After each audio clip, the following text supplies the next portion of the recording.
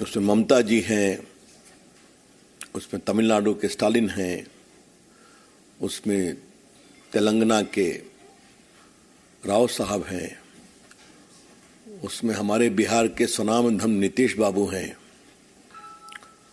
और दिल्ली और पंजाब के अरविंद केजरीवाल जी और मान साहब हैं। मुझे ऐसा बताया गया है कि गहलोत साहब शायद स्वास्थ्य कारणों से नहीं आ रहे हैं। अब क्या सच्चाई है तो उनकी तरफ से बताया जाएगा, लेकिन उनकी ओर से रिप्रेजेंटेशन नहीं हो रहा है। और कांग्रेस के बाकी मुख्यमंत्री कितने आते हैं वहां देखा जाएगा।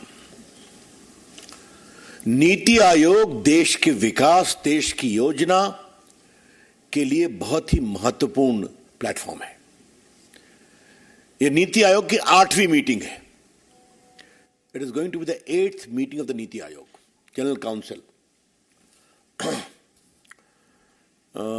Governing council meeting.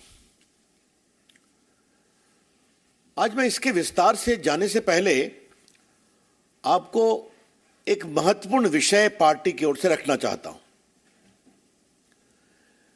इन तमाम विपक्षी पार्टियों का हमारे ऊपर आरोप क्या है कि हम संस्थाओं का सम्मान नहीं करते, जो लोकतंत्र के लिए जरूरी है। इनमें से कई पार्टियों ने पहले सीएजी का विरोध किया था, चुनाव आयोग का विरोध किया था, सीईसी का विरोध किया था, भारत की चुनाव प्रक्रिया का विरोध किया था। राहुल गांधी ने सुप्रीम कोर्ट की आलोचना की थी, बाद में माफी मांगना पड़ा था उनको। तो ये तमाम पार्टियां देश के महत्वपूर्ण संवैधानिक संस्थाओं की खुलेआम आलोचना करती हैं। उनको लायक निर्णय हुआ तो ठीक, उनके लायक निर्णय नहीं हुआ तो बेठीक, ये उनकी सोच रहती है। नीति आयोग भी देश के शासन के नीति निर्देशक तत्वों के निर्धारण के लिए एक ही बहुत बड़ी संस्था है।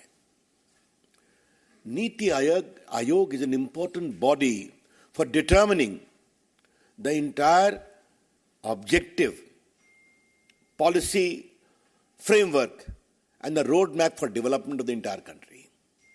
इसीलिए गवर्निंग काउंसिल में बैठक में प्रधानमंत्री प्रेजाइड करते हैं, बाकी वरिष्ठ मंत्री होते हैं और मुख्यमंत्री आते हैं, ताकि मुख्यमंत्री की सलाह, केंद्र की चर्चा, ये संवाद से निर्णय ठीक हो और जमीन पर लागू किया जाए। आज मैं आपको बताना चाहता हूं कि 8वीं गवर्निंग काउंसिल के लिए 100 मुद्दे तय किए गए हैं। 100 issues are proposed to be debated in the 8th governing council. अब आप इतनी संख्या में मुख्यमंत्री नहीं आएंगे तो यहां जो निर्णय लिए जाएंगे तो अपने प्रदेश की जनता की आवाज आप नहीं ला रहे हैं, तो क्या उनको लाभ नहीं मिलना चाहिए क्या?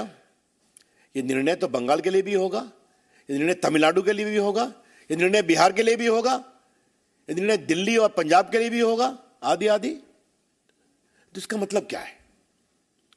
ये बात पार्टी की ओर से हम बहुत गंभीरता से उठाना चाहते हैं कि मोदी विरोध में आप कहां तक जाएंगे? संसद के शिलान्यास में आप नहीं आएंगे, उसके उद्घाटन में आप नहीं आएंगे।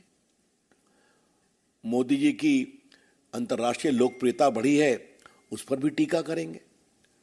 आप कोरोना काल में भारत के लोगों के द्वारा, भारत के सेवा कर्मियों के द्वारा जो इतना बड़ा काम हुआ, डॉक्टर, एम्बुलेंस चलाने वाले और बाकी कंपाउंडर्स, नर्सेज, मोदी जी ने उनको सिर्फ एक रास्ता दिखाया, काम तो उन्होंने किया ना। मोदी जी ने हिम्मत दिखाई, भारत का वैक्सीन बना, ऑक्सीजन आया, आपने उसकी भी खिल्ली उड़ाई। और अब तो इससे तो आपके सीधे आपके प्रदेश की जनता प्रभावित होने वाली है, क्योंकि उनके महत्वपूर्ण मुद्दे जो 100 चर्चा होने वाले हैं उसके बारे में आपके यहां का रोड मैप बनाने में कठिनाई होगी। फैसले होंगे तो आप कहेंगे कि we are not party to it. आपको बुलाया गया तो आप आएंगे नहीं, अब आप शिकायत करेंगे। अब आपको मैं बताना चाहता हूं कि पिछली जो 7 मीटिंग हुई उसमें जो फैसले हुए उसका क्या क्या असर हुआ है। अब state to develop a modern urban development model, urban planning, capacity building, skilling, urban employment इत्यादि इत्यादि। आपको जानकर खुशी होगी कि इसका फायदा क्या होता है, ये हम आपको जरूर बताना चाहेंगे कि जी